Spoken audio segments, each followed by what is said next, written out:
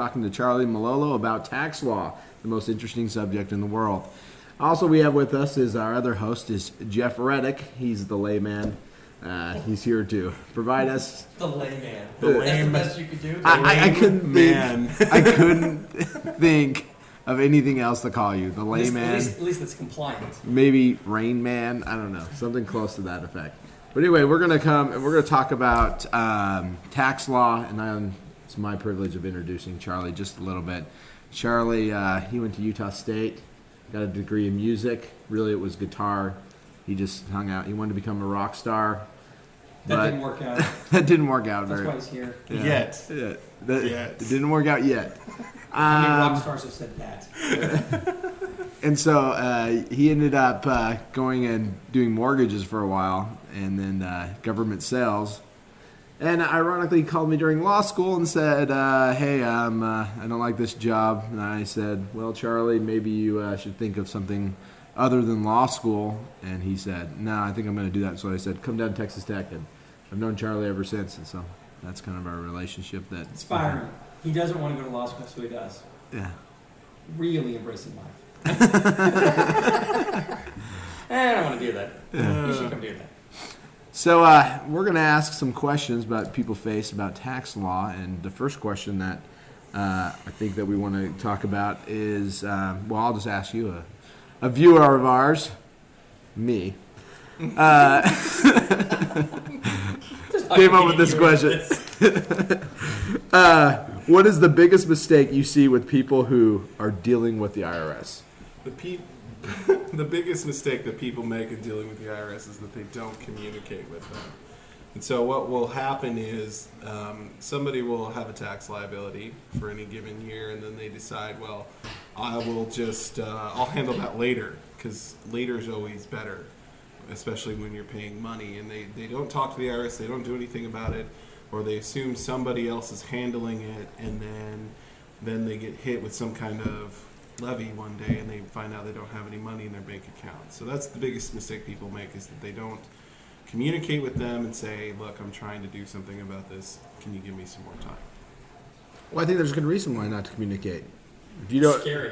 They're scary. They're terrifying. Yeah, you call them up. Jeff, tell us what happens when you I'm not deal going with to it. discuss what happens when you call the IRS directly. I have a non-disclosure agreement Okay. along with my witness protection that forbids me. Okay. Okay. Sorry, I didn't mean to ask. This is a personal question right there. Now, is it true though, if you do dealings in, like, is it the South African kroner, and that you don't have to actually pay any taxes? I'll leave weapon too.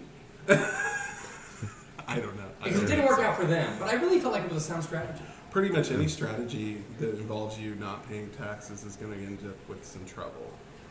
You know? Right. Okay. Okay, but Okay, really, that's a good point. Yeah. You probably should pay your taxes. but Pay your here, taxes. Generally speaking. Generally speaking, each- paying taxes is a good way to go. Each situation does require its own. That's sound tax advice right Okay. there. okay, so here's my biggest issue. So, if they don't know I exist, then they don't know to collect taxes from me. And that's a very bad way to think about it, because they have a very complicated system that tracks people down, usually about 6 months before the statute of limitations. And so you'll go along for about 2.5 years thinking that you're clear and you got away with your taxes, and then they come back and hit you with it. So that's not a good strategy. Not necessarily, no. Oh, great. But Isn't that what, like, one of our Treasury Secretaries did? Or maybe his assistant Treasury Secretary? Let's look into that. I think somebody recently had back taxes they owed for a long, long time, right before they got confirmed by Congress. Well, I mean, to fix that. most of our viewers, I assume, probably aren't in that type of position of power that they can have. They can If get you away are, with it. what are you going to do for them? I'm not going to do anything. You're, I hope they can help me out. you're the layman. I've got, hey, the things are happening. Things are going dark. Do we care about that? No, we don't. Okay, so now one other thing I think is if you call them up, are they going to send out like IRS agents to your house and arrest you? No, most likely not. That's another mistake that people make because they think that like Most Most likely. not. you're probably not going to get raided. They teach us to talk like Put that. it to in a law hole. school. They teach us to talk like that because you can't be certain about anything. If you're certain, then you must be wrong. Yeah. But anyway, they're not going to do that. What usually happens when you call them up is that you're calling to get more time or you're calling to get some information from them. And they're not about arresting people. They're about getting your money. They want to get paid more than they want to throw you in jail. And it's only in situations where you're like trying to run from the IRS that you're going to get arrested. You know, there's people who owe hundreds of thousands of dollars who aren't going to get arrested as long as they just pay it. And so what tax lawyers do and what anyone who's working with the IRS should be doing is about showing the IRS that you want to find out how much you owe them and you want to get them paid. And when you're doing that, you're not going to get arrested. But that's a problem. Most people who are paying their taxes don't want to get the IRS paid. That's the real issue here. Right. Okay. Well, let's move on to our next question. Once again, submitted by our only viewer, myself. I saw a guy on TV. He claimed to reduce my taxes in half. Is that true?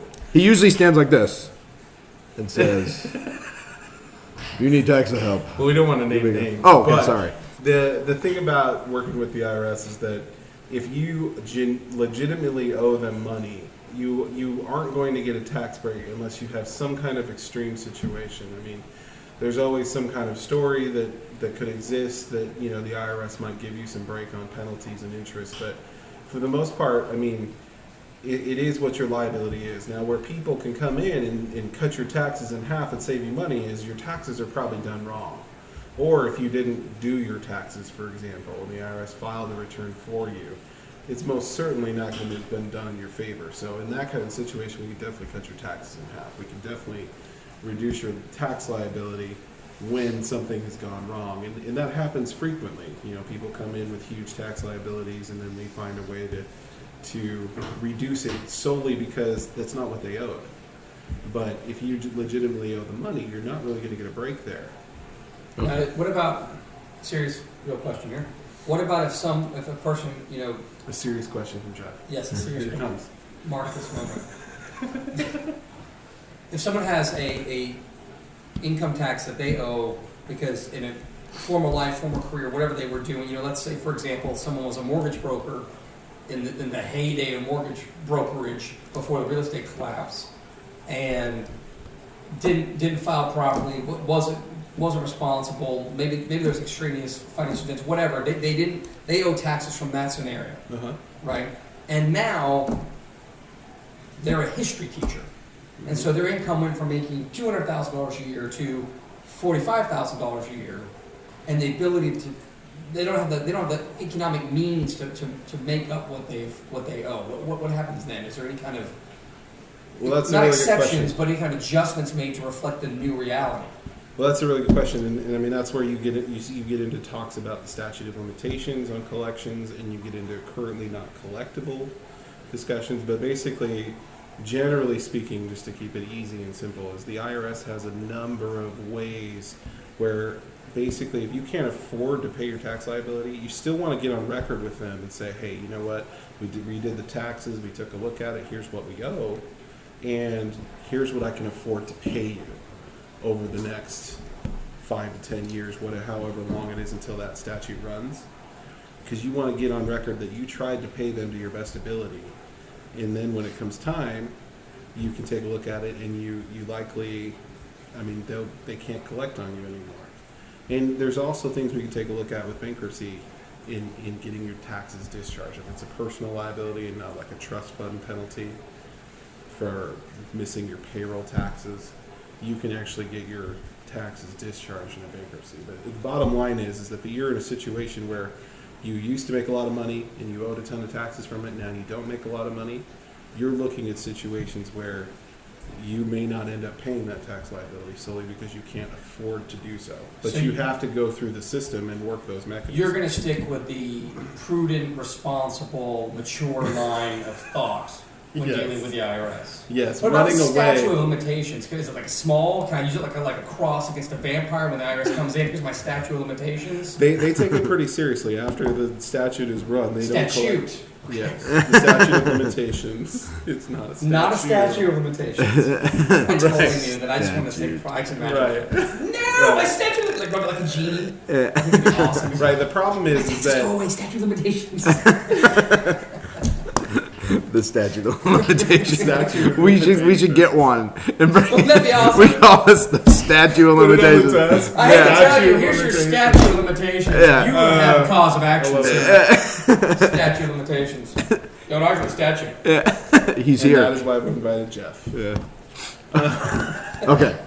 All right, we're gonna take a break for just 1 second, and then we'll go back to the next questions. Okay. No. I'm gonna see if it's Your prostate. Okay. Oh, good. It actually did record. We think it did. We think it did. I guess we can go view it. Yeah, I totally knew statute of limitations. Yeah. And I thought The sound's still recording. that was just awesome. The idea. Right. Like, Statute of I'm sorry, limitations. you're under Turn off audit. the- Oh turn yes. turn Talk off. to my statute. You gotta stop it there.